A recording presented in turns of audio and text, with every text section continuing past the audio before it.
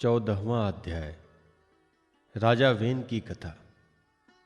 श्री मैत्रेय जी कहते हैं, वीरवर विदुर जी, सभी लोगों की कुशल चाहने वाले भृगु आदि मुनियों ने देखा कि अंग के चले जाने से अब पृथ्वी की रक्षा करने वाला कोई नहीं रह गया है। सब लोग पशुओं के समान उच्छृंखल होते जा रहे हैं। तब उन्होंने माता सुनीता की सम्मति से मंत्रियों के सहमत न होने पर भी वेन को भूमंडल के राजपद पर अभिषिक्त कर दिया। वेन बड़ा कठोर शासक था। जब चोर डाकुओं ने सुना कि वही राज सिंहासन पर बैठा है, तब सर्प से डरे हुए चूहों के समान वे सब तुरंत ही जहां तहां छिप गए। राज्यासन पाने पर वेन 8 लोकपालों की ऐश्वर्य कला के कारण उन्मत्त हो गया और अभिमानवश अपने को ही सबसे बड़ा मानकर महापुरुषों का अपमान करने लगा।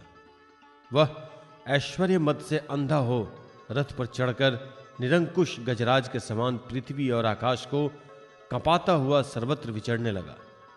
कोई भी द्विजाति वर्ण का पुरुष कभी किसी प्रकार का यज्ञ, दान और हवन न करे। अपने राज्य में यह ढिंढोरा पिटवाकर उसने सारे धर्म कर्म बंद कर दिए। दुष्ट वेन का ऐसा अत्याचार देखकर सारे ऋषि मुनि एकत्र हुए और संसार पर संकट आया समझकर करुणावश आपस में कहने लगे, अहो, जैसे दोनों ओर जलती हुई लकड़ी के बीच में रहने वाले चींटी आदि जीव महान संकट में पड़ जाते हैं, वैसे ही इस समय सारी प्रजा एक ओर, राजा के दूसरी ओर चोर डाकुओं के अत्याचार से महान संकट में पड़ गए हैं। हमने अराजकता के भय से ही अयोग्य होने पर भी वेन को राजा बनाया था, किंतु अब उससे भी प्रजा को भय हो गया। ऐसी अवस्था में प्रजा को किस प्रकार सुख शांति मिल सकती है? सुनीता की कोख से उत्पन्न हुआ यह वेन स्वभाव से ही दुष्ट है, परंतु सांप को दूध पिलाने के समान इसको पालने वालों के लिए अनर्थ का कारण हो गया। हमने इसे प्रजा की रक्षा के लिए नियुक्त किया था, यह आज उसी को नष्ट करने पर तुला है। इतना सब होने पर भी हमें इसे समझाना अवश्य चाहिए। ऐसा करने से इसके किए हुए पाप हमें स्पर्श नहीं करेंगे। हमने जानबूझकर दुराचारी वेग को राजा बनाया था, किंतु यदि समझाने पर भी हमारी बात नहीं मानेगा तो लोक के धिक्कार से दग्ध हुए इस दुष्ट को हम अपने तेज से भस्म कर देंगे। ऐसा विचार करके मुनि लोग वेन के पास गए और अपने क्रोध को छिपाकर उसे प्रिय वचनों से समझाते हुए इस प्रकार कहने लगे। मुनियों ने कहा, राजन, हम आपसे जो बात कहते हैं उस पर ध्यान दीजिए। इससे आपकी आयु, श्री बल और कीर्ति की वृद्धि होगी। तात, यदि मनुष्य मन, वाणी, शरीर और बुद्धि से धर्म का आचरण करे तो उसे स्वर्ग आदि शोक रहित लोकों की प्राप्ति होती है। यदि उसका निष्काम भाव हो तब तो वही धर्म उसे अनंत मोक्ष पद पर पहुंचा देता है। इसलिए वीरवर, प्रजा का कल्याण रूप वह धर्म आपके कारण नष्ट नहीं होना चाहिए। धर्म के नष्ट होने से राजा भी ऐश्वर्य से च्युत हो जाता है। जो राजा दुष्ट मंत्री और चोर आदि से अपनी प्रजा की रक्षा करते हुए न्यायानुकूल कर लेता है, वह इस लोक में और परलोक में दोनों जगह सुख पाता है। जिसके राज्य अथवा नगर में वर्णाश्रम धर्मों का पालन करने वाले पुरुष स्वधर्म पालन के द्वारा भगवान यज्ञ पुरुष की आराधना करते हैं, महाभाग, अपनी आज्ञा का पालन करने वाले उस राजा से भगवान प्रसन्न रहते हैं, क्योंकि वे ही सारे विश्व की आत्मा तथा संपूर्ण भूतों के रक्षक हैं। भगवान ब्रह्मादि जगदीश्वरों के भी ईश्वर हैं।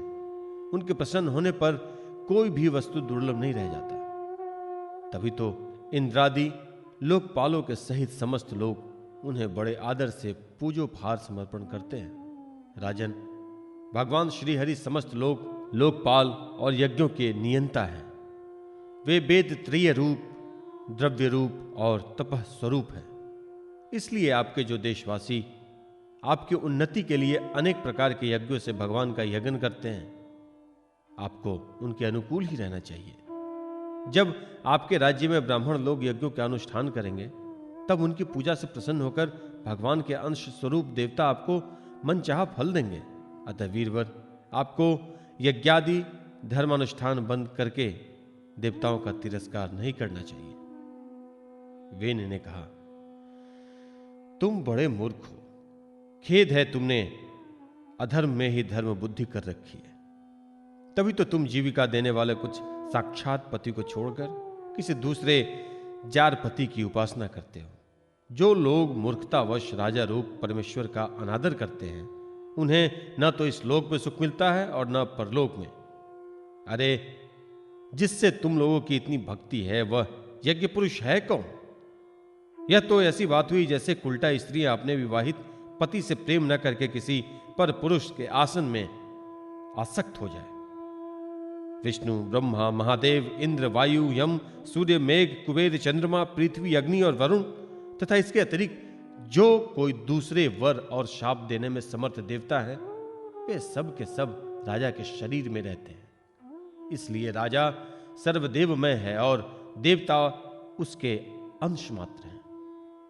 इसलिए ब्राह्मणों, तुम मत्सरता छोड़कर अपने सभी कर्मों द्वारा एक मेरा ही पूजन करो और मुझी को बलि समर्पण करो। भला मेरे सिवा और कौन अग्र पूजा का अधिकारी हो सकता है? श्री मैत्रेय जी कहते हैं, इस प्रकार विपरीत बुद्धि होने के कारण वह अत्यंत पापी और कुमार्गगामी हो गया था। उसका पुण्य क्षीण हो चुका था। इसलिए मुनियों के बहुत विनयपूर्वक प्रार्थना करने पर भी उसने उनकी बात पर ध्यान न दिया। कल्याण रूप विदुर जी, अपने को बड़ा बुद्धिमान समझने वाले वेन ने जब उन मुनियों को इस तरह अपमान किया, तब अपनी मांग को व्यर्थ हुई देख वे उस पर अत्यंत कुपित हो गए। मार डालो, इस स्वभाव से ही दुष्ट पापी को मार डालो। यह यदि जीता रह गया तो कुछ ही दिनों में संसार को अवश्य भस्म कर डालेगा। यह दुराचारी किसी प्रकार राज सिंहासन के योग्य नहीं है, क्योंकि यह निर्लज्ज साक्षात यज्ञपति श्री विष्णु भगवान की निंदा करता है। अहो, जिनकी कृपा से इसे ऐसा ऐश्वर्य मिला, उस श्री हरि की निंदा अभागे बेन को छोड़कर और कौन कर सकता है?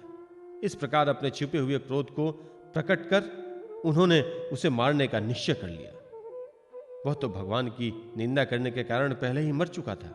इसलिए केवल हुंकारों से ही उन्होंने अपना काम तमाम कर दिया। जब मुनिगण अपने अपने आश्रमों को चले गए, तब इधर बेन की शोकाकुलता माता सुनीता मंत्रादि के बल से तथा अन्य युक्तियों से अपने पुत्र के शव की रक्षा करने लग गई। एक दिन वे मुनिगण सरस्वती के पवित्र जल में स्नान कर अग्निहोत्र से निवृत्त हो नदी के तीर पर बैठे हुए हरि चर्चा कर रहे थे। उस दिन लोगों के आतंक फैलाने वाले बहुत से उपद्रव होते देखकर वे आपस में कहने लगे, आजकल पृथ्वी का कोई रक्षक नहीं है, इसलिए चोर डाकुओं के कारण उसका कुछ अमंगल तो नहीं होने वाला है। ऋषि लोग ऐसा विचार कर ही रहे थे कि उन्होंने सब दिशाओं में धावा करने वाले चोरों और डाकुओं के कारण उठी हुई बड़ी भारी धूल देखी। देखते ही वे समझ गए कि राजा वेन के मर जाने के कारण देश में अराजकता फैल गई है, राज्य शक्तिहीन हो गया है और चोर डाकू बढ़ गए हैं। यह सारा उपद्रव लोगों का धन लूटने वाले तथा एक दूसरे के खून के प्यासे लुटेरों का ही है। अपने तेज से अथवा तपोबल से लोगों को ऐसी कुप्रवृत्ति से रोकने में समर्थ होने पर भी ऐसा करने में हिंसादि दोष देखकर इसका कोई निवारण नहीं किया। फिर सोचा कि ब्राह्मण यदि समदर्शी और शांत स्वभाव भी हो तो भी दीनों की उपेक्षा करने से उसका तप उसी प्रकार नष्ट हो जाता है जैसे फूटे हुए घड़े में से जल बह जाता है। फिर राजर्षि अंग का वंश भी नष्ट नहीं होना चाहिए, क्योंकि इसमें उनके अमोघ शक्ति और भगवत परायण राजा हो चुके हैं। ऐसा निश्चय कर उन्होंने मृत राजा की जांघ को बड़े जोर से मथा और उसमें से एक बौना पुरुष उत्पन्न हुआ। वह कौवे के समान काला था। उसके सभी अंग और खासकर भुजाएं बहुत छोटी थीं, जबड़े बहुत बड़े, टांगे छोटी, नाक चपटी, नेत्र लाल और केश तांबे के तरह उसी रंग का था। उसने बड़ी दीनता और नम्र भाव से पूछा कि मैं क्या करूं? तो ऋषियों ने कहा, निषीद, बैठ जा। इसी से वह निषाद कहलाया। उसने जन्म लेते ही राजा वेन के भयंकर पापों को अपने ऊपर ले लिया। इसलिए उसके वंशधर नैषाद भी हिंसा, लूटपाट आदि पाप कर्मों में रत रहते हैं।